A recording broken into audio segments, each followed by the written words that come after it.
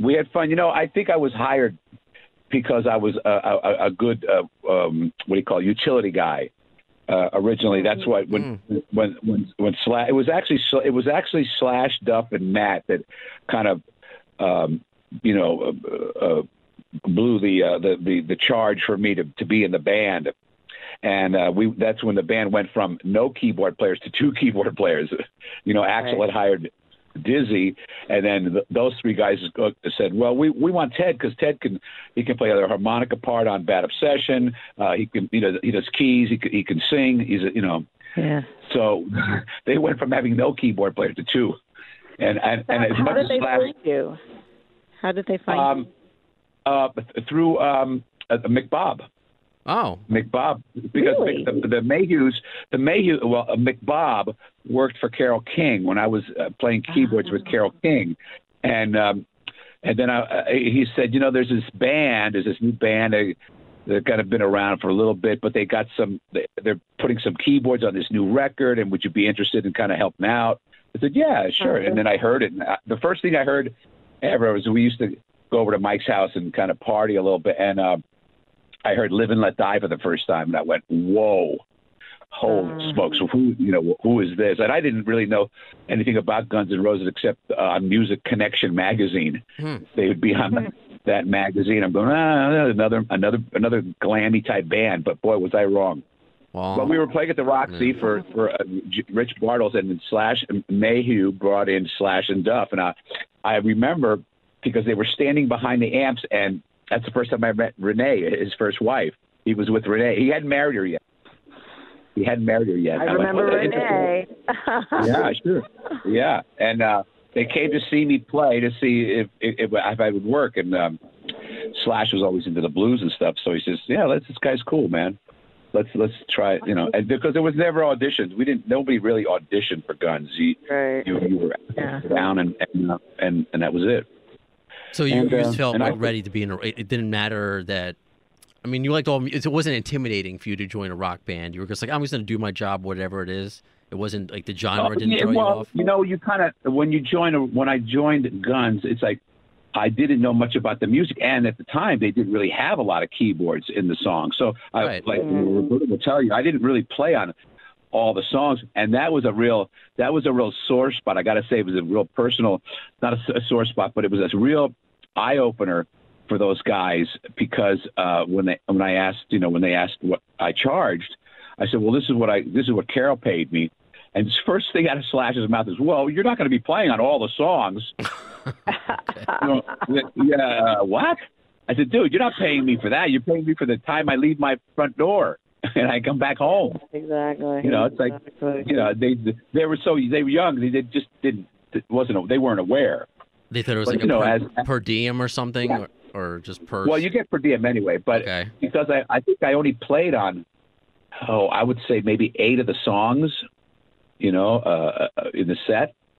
8 or 9 of the songs. I mean, I did some sound effects and stuff, like November Rain and stuff like that, and played piano. But yeah, Dizzy was the main piano player, and I played all the other secondary keyboard parts. But then those guys all had me play on their solo records, so I played on everything any other solo guys did. The only records I did play on was Izzy's. I played on Gilby, Slash's, Duff's. I played on Matt's stuff too, I think, especially in South America. South America. Those guys are gods. They're even to this day. It's like back then when even when solo guys go down like Gilby or Matt and stuff like that or Duff, they pack the places because the Guns N' Roses in South America are just massive, massive, crazy. Yeah, it's scary. Oh, to the point of being scary when they would get up on the first song and they would jump, and you could feel the whole stadium shaking. Yeah. We played there's one in Bogota, Colombia, that apparently was a burial ground. So the ground was real soft, and when they would jump in a wave because of the sound. We didn't have delay. We had one delay tower, so that they tried to keep the sound frequency steady. When we played Eastern Creek in Australia, they had 2 sets of delay towers, which meant the first set of delay towers were about a quarter of a mile back, and the second set was another quarter of a mile back. That's so that the audience that was half a mile away could hear exactly what was going on stage. And Right. Really, I mean, that kind of stuff you don't think about, but that's how big it was. This is actually, this is, I guess, a pertinent question then, based on what you're talking about in different countries. This is from Johan Batista, and he said, ask him about the first South American show of the 1992 tour in Venezuela. I know there was a military coup, and they were barely able to get out before the government got to them. I know they lost some equipment, and it was part of the reason they only played one show instead of the scheduled 2 in Colombia a few days later. That's my main question. LOL. That's so. That sounds good. Absolutely true. That's absolutely true. We the Columbia show we did November rain, and it rained on us. The ceiling it was just a cloth covering on the grating, and they have video of it, so it's really amazing to see. But the rains were so torrential that it destroyed everything. So they opted not to play the second show. Though I don't know what happened. I mean, I've heard stories, but something happened, and we went to the airport, and they said that they were holding up a coup until we got out of the country because they didn't want the Americans in the country when it happened. All just that's crazy. I remember when we first got there that we were greeted with like these teenagers carrying Uzis. Oh my God. At the airport. Yeah. And I remember it was really like, oh my God, this is where we're going in. It was kind of